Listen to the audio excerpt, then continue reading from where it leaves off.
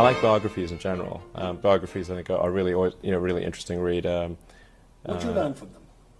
Well, I think you learn a lot depending upon whose life you're reading about. There are lots of lessons in there. I read Isaacson's biography of Jobs, which I thought was quite interesting, and I actually really liked his biography of Benjamin Franklin, who I would say is certainly one of my heroes. He seemed like a really great guy. And you actually managed to incorporate any of this into your own strategy, your own way of doing business, your own ethos and philosophy? Well, I think in the case of Franklin, he did what needed to be done at the time it needed to be done.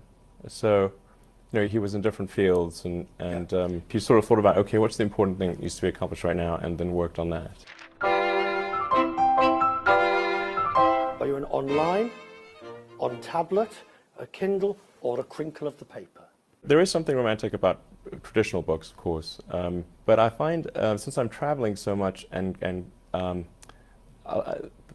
I often find I'm reading the books on my iPhone, which may sound like, wow, this is really tiny, but it's always with you. Pass me my iPhone. Pass me.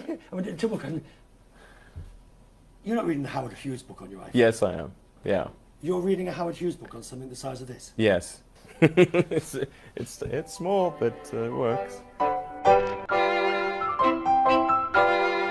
I'll tell you honestly, the book I'm reading, which I was sort of thinking, should I say this or not? But it's a book on Howard Hughes,